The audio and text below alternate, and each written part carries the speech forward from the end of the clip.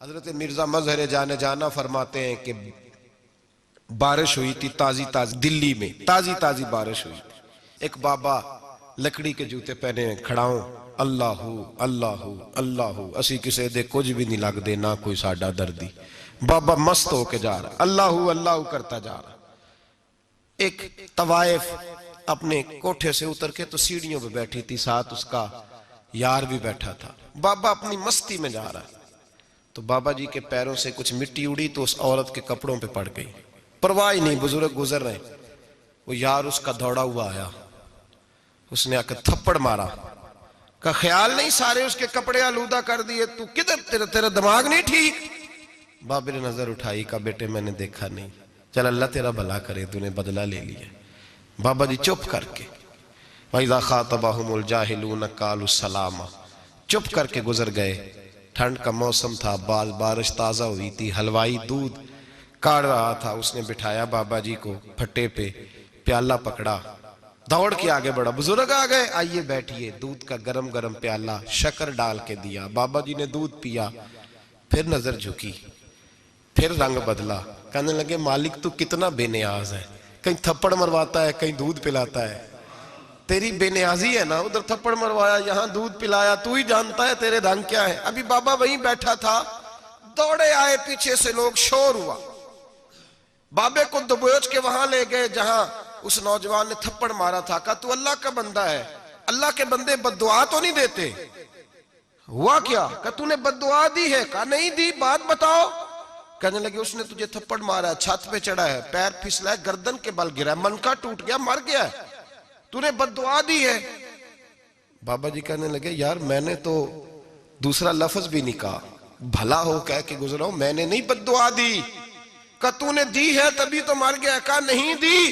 کہا بابا تو بزرگ آدمی ہے, سچ بول. تو بابا جی کہنے لگے سچ سنو. پھر میں آ رہا تھا, میرے پیروں سے مٹی اڑی, اس کے یار کے کپڑوں پہ پڑی, اسے برا لگا, اس نے مجھے مارا. جب اس نے مجھے مارا تو میں کوئی لاوارث تو نہیں تھا. جب اس نے مجھے مارا تو میں کوئی لاوارث تو نہیں تھا. مجھے دشمنوں نہ چھیڑو, میرا ہے کوئی جہاں میں ابھی پکار لوں گا, نہیں دور ہے مدینہ. اس نے مجھے مارا تو میں کوئی لاوارث تھا کہ میرا بدلہ کوئی نہ لیتا. اس نے مجھے مارا ہے تو میرے یار کو برا لگا تو اس نے اسے مار دیا ہے, میری تو غلطی کوئی نہیں. یاروں کا جھگڑا ہے, یہ تو دوستوں کا جھگڑا ہے, یہ تو یاروں کا جھگڑا ہے, کوئی غلطی نہیں میری, کوئی غلطی نہیں. خش خش جنہ قدر نہیں میرا, اے میرے صاحب نو وڈیاں, میں تے گلیاں دا روڑا کوڑا, میں گلیاں دا روڑا کوڑا, میں نو محل چڑھایا ہے سائیاں, میں نو محل چڑھایا ہے سائیاں. فرمایا اس نے مجھے لاوارث سمجھا تھا کہ تھپڑ مار کے گزر جائے, میرا کو پوچھے گا ہی نہیں. میرے رسول پاک علیہ السلام کے بارے میں رب فرماتا ہے ابھی میں تو تیرے ہوتے ہوئے کافر کو سزا نہیں دیتا کہ تو موجود ہے. یاد رکھیں حضرت فضیل بن عیاض فرماتے ہیں ایک جوان تھا, مسجد میں آیا, لوگوں سے کہنے لگا روٹی کھلاؤ.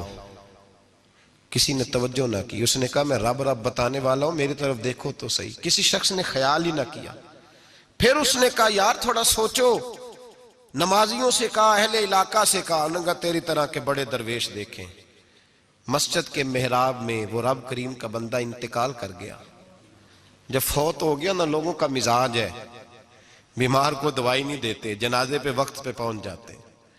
جب کوئی گر رہا ہوتا ہے تو سہارا کوئی نہیں دیتا, جب کوئی گر جاتا ہے ٹانگ ٹوٹ جاتی ہے تو تیمارداری کو زمانہ پہنچ جاتا ہے.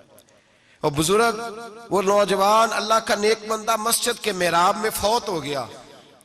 حضرت فضیل ابن عیاض کہتے ہیں امام صاحب نے اعلان کیا چندہ دو, کوئی لاوارث فوت ہو گیا, کفن دینا.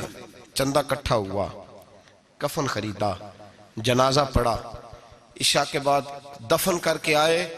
فجر کی نماز کے لیے جب امام اور مؤذن مسجد میں آئے تو چیخیں مارنے لگے, تڑپنے لگے, دور دور تک آوازیں پھیل گئی. دنیا دوڑی آئی, کیا ہوا؟ کہنے لگے وہ جو تم نے کفن پہنایا تھا وہ یہاں پڑا ہوا ہے, اور دیکھو کفن پہ تحریر لکھی ہے. تحریر کیا ہے؟ عرش کے مالک نے فرمایا میرے دوست نے روٹی مانگی, تم نے دی نہیں. اس نے تمہیں میرے قریب کرنے کے لیے اپنی طرف توجہ کرائی, تم نے کی نہیں. اور میرا یار تمہارے کفن کا محتاج تھا, سنبھال کے رکھو اپنا کفن, میں نے اسے جنت کا لباس عطا فرما دیا. سنبھال کے رکھو, یہ کوئی لاوارثوں کا ٹولہ ہے, یاد رکھیں جو وارث والے ہیں، وارث والے ان کا رنگ اور ہے، جو ماننے والے ہیں ان کا مزاج اور ہے. اپنی زندگی لوارثوں کی طرح نہیں گزارے.